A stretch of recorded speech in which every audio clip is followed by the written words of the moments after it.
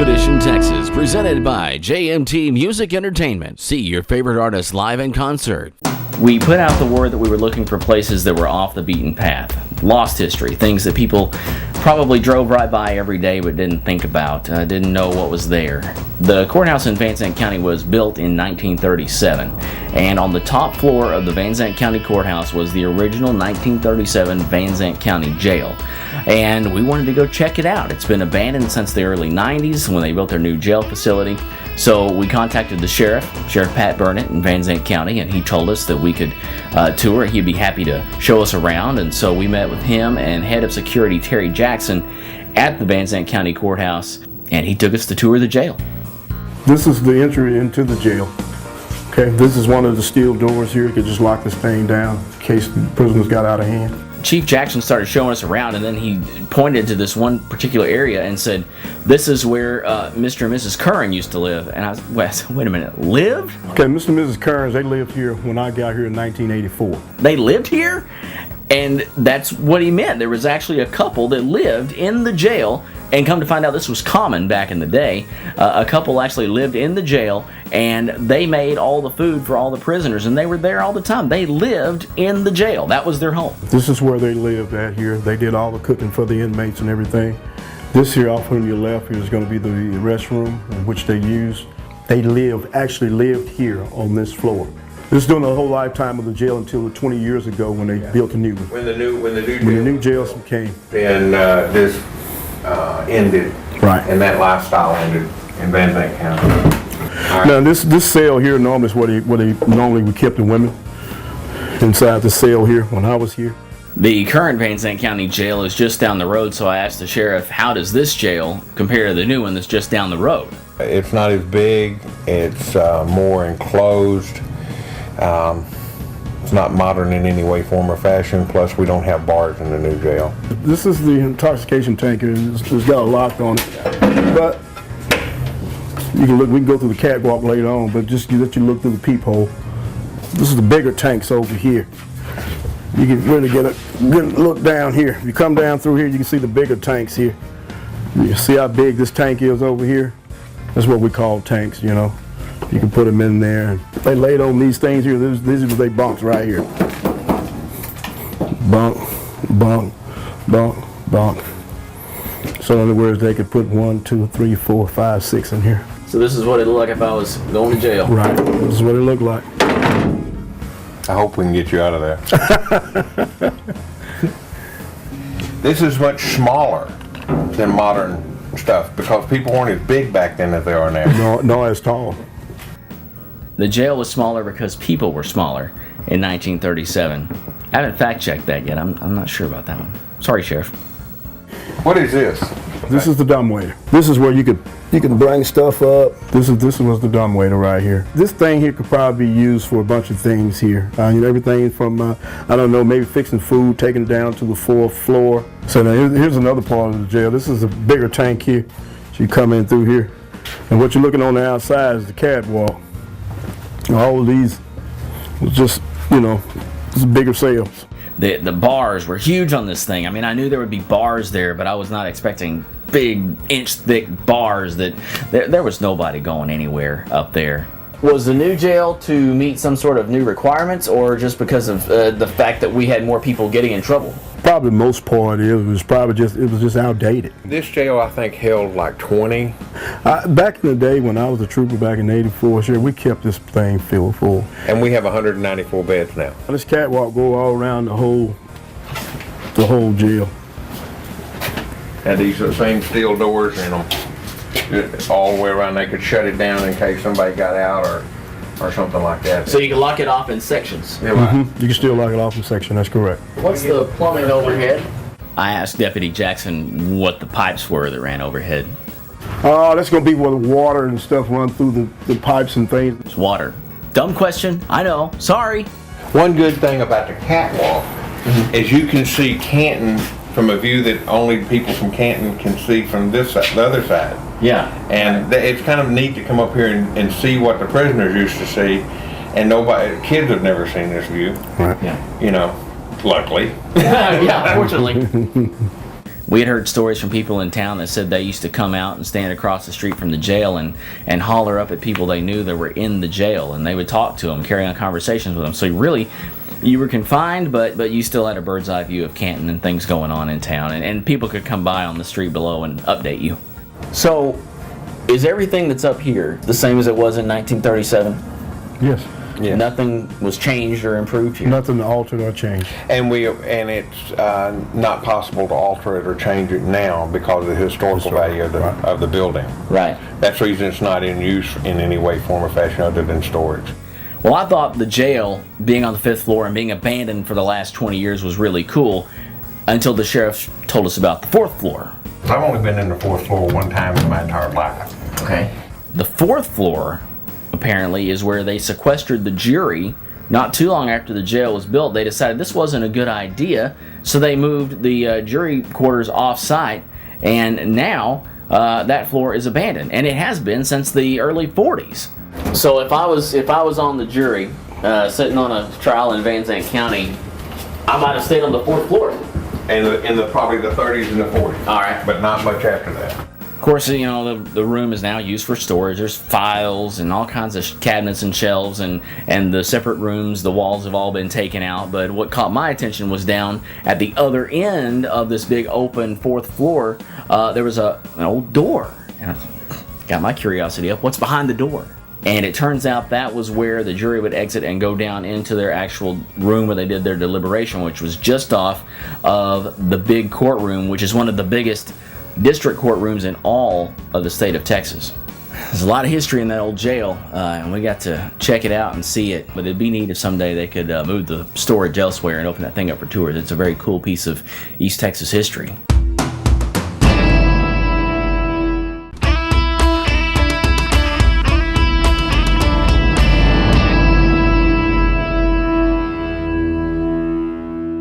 So I'm talking to some folks at the place called the Purple Pig Cafe, which is in Flint, Texas.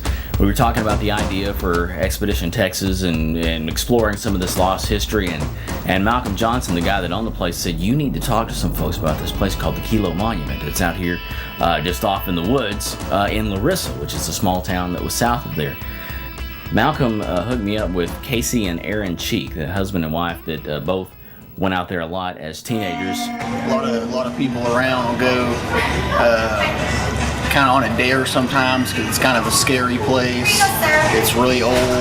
It's been a while since I've been out there, but there is a sign off the main road, and then a county road leads straight into it. Apparently, local teenagers trying to scare the heck out of each other would go out there and talk about how haunted it was. And really, the only way to know where it is if you know someone who can show you, because it is way off in the country.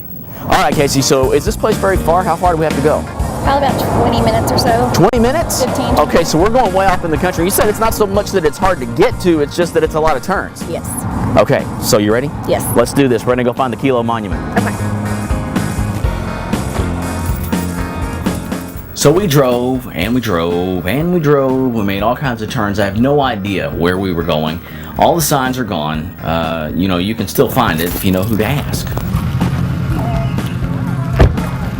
So here we are with the Kilo Monument. So Casey, this is it, huh? This is it. Isaac Kilo Sr., his 4 sons, 2 daughters, and their husbands, and 2 single men, Albert and Barachias Williams, had settled on this land in December 1837. Over the next several months, they built houses and planted crops to sustain their families.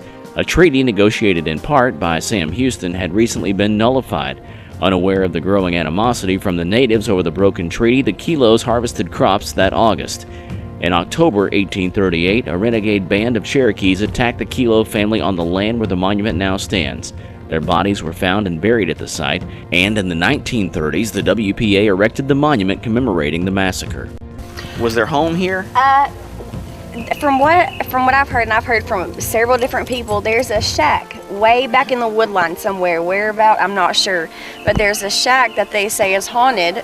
This, though, was so the home site was out here somewhere, but and so the massacre actually took place here. Yes. And we have over here what looks like graves. Yes. So we start off with looking at graves. Now remember to keep in mind this massacre happens in 1837, and we're looking at newer graves like 1990 something. Someone was buried out here.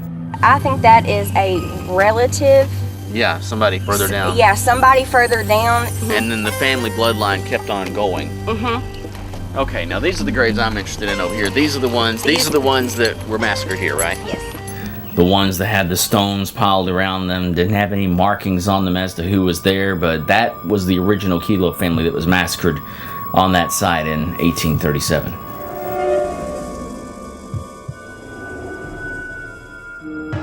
So we had seen the Kilo monument, we saw the graves, a lot of history there, but Casey mentioned something that caught my attention. It was that there was actually a shack somewhere off in the woodline. There's a shack way back in the woodline somewhere. Where about? I'm not sure. So we decided we wanted to go see that, but that's when Casey checked out and Aaron decided it was time to take over. We decided to go hiking off in the woods, try to find this shack. Let's go check it out. Let's go see this shack. We're gonna try to find it, right? I don't know where to start. That looks like a trail. Yeah, it's kind of looking like one. Now, there's people that's actually been to the shack, so the shack's not like a rumor. No, you know, these are people that I would definitely believe that have seen it. You know, Okay. It's not. Oh, wow, look what Okay. I saw a dead body down there. Who said anything about a dead body?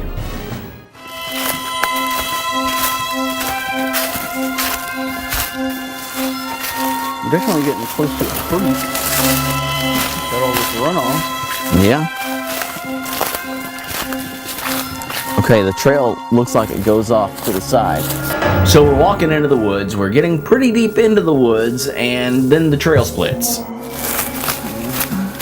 And I don't know if that's a people trail or an animal trail. What do you think? This is definitely not an animal log.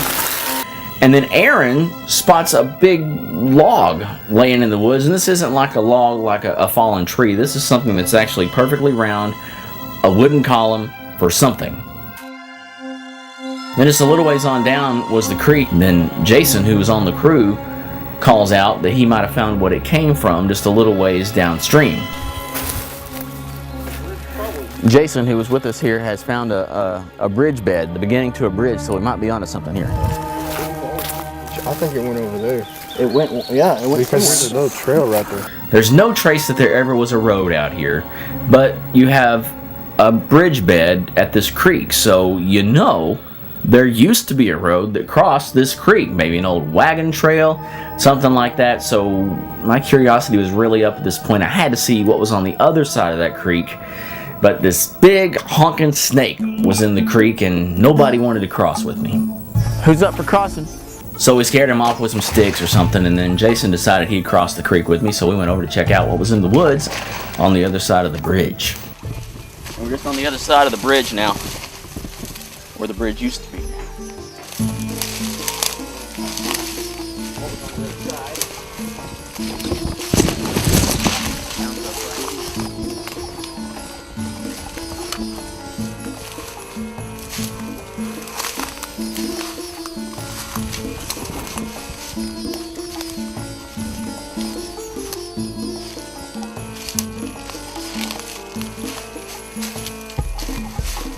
Sharp.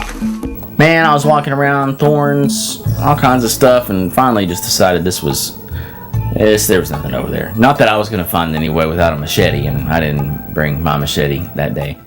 If there was anything over here, it isn't here anymore, and that's as far into these woods as I'm going to go. So that wraps up the Kilo Monument expedition.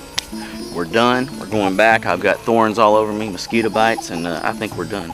Now if we can get it back across the creek without running into the snake again, it'll be good. There's something in those woods. I know a little further out there's got to be something where that road used to go. Aaron, we tried to find it, man. We couldn't find the shack. Maybe we'll find something on the way out or something. Yeah, well, you know, if you ever do find it, let us know. Oh yeah, I'd like to find it myself. You gonna be out here the rest of the evening looking for it now? Yeah, probably not. I think by that point even Aaron had had his fill of the woods at the Kilo Monument, so we decided to call it a day. But you know, in the end, looking back, even if we didn't find a cabin off hidden in the woods, we got to find a really cool piece of East Texas history there in Larissa. The community of Cuthand, located in Red River County, now no more than a few houses, a cemetery, a church, and a fire station, was once a bustling community with stores, doctors, a grist mill, cotton gin, and even a justice court. In the 1930s, during Cuthand's peak, an iron bridge was constructed to cross the Sulphur River. The old iron and wood structure became dangerous about 20 years ago, and the road was rerouted and a new cement structure replaced it. But somewhere around the bend and among the trees, we hear that the old iron structure still stands, and we're going to find it. Some of the first people that settled in Cuthand, Texas, in fact, the people who had the cotton gin in Cuthand, were Maldens. I'm a Malden, so I knew right where to go to get my information. Well, this is the house that my grandparents built.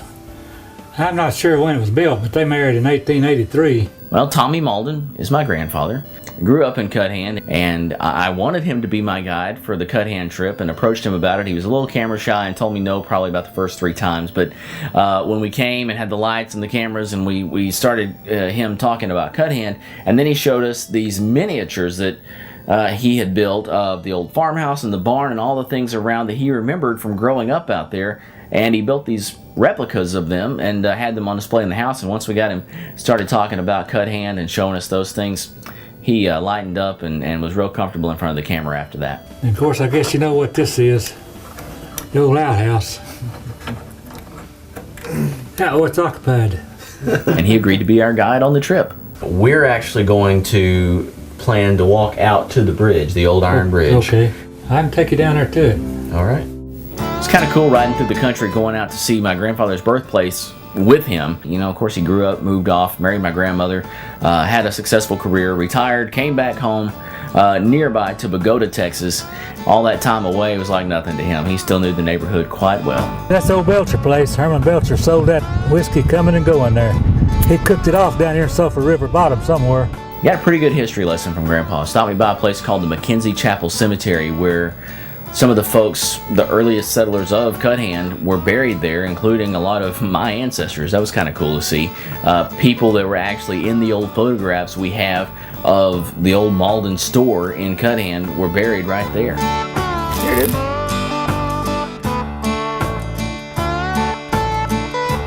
Of course, Grandpa knew what we were there to see. We were there to see the old abandoned iron bridge that's off in the woods somewhere, still out there. And so after a little history lesson, we hit the road again. All right, it's about ready to go see that iron bridge. Yeah, let's go check it out. Go see Sulphur River. All right. It's probably up pretty high. It's been raining a lot here lately. All right. When you get down to the Sulphur River, there's a bend in the road. The road keeps going around, and there's a nice concrete bridge. Of course, it's got graffiti and everything on it now because the kids go out there and paint on it. But you can't see, looking down either way on the river, the old iron bridge. There's no trace of it unless you know where the road used to go. But Grandpa was a trooper. He decided he wanted to walk out to the bridge with us. So we pulled the car over, got out and hoofed it out through the woods to go find the old road, the road that led to the original iron bridge over the Sulphur River. This was the original road, and here in a little bit we'll be able to find on the ground some pieces of the old roadway, the old asphalt that was here. We were walking along, there were fallen trees, still no trace of actual road yet, but other than the fact that there was a fence. And we finally came to a clearing where you could kind of tell this was part of the road. You know, it was still overgrown and everything, but off to one side there's a gate, and it looks like the entrance to someone's property, but they're not going to be getting in that way anymore. And we kept walking and walking and walking, and finally I was thinking we weren't going to find it, and then we come around this little bend, and there it is. We found it. Oh yeah, I'm about ready to give up. Found it. Oh yeah. We see the bridge, but then there's this big washed out gully. We're in Cuthand, Texas, looking for a 1930s iron bridge over the Sulphur River.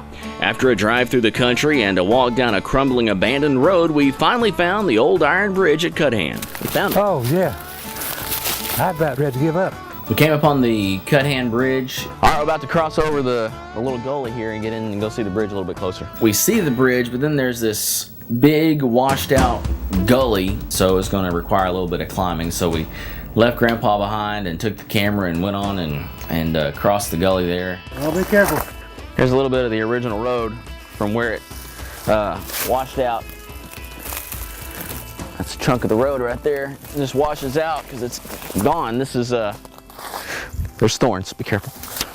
The river is way up. The bank of the river is almost up all the way to where the bridge comes in here to meet us. More thorns. The river has been up around here. You can see some critters have been down here to the water since the flood. But Sulphur River's up. This is the old iron bridge at Cuthand. You can see everything's still in place. Some of the old bolts they used to hold the bridge together and build it, and of course steel and concrete. The river is washed out beyond where the bridge went to. There's no access to it from that side anymore. To anyone else, that old bridge may just be a big chunk of steel rotting away in the woods out there and nobody cares about it, but really that's a part of that community's history. That was the way to get across that river in the days when that community was thriving. And there's places like that all over Texas, and we packed up the cameras and loaded up the equipment and the hiking boots, and we're going to find it.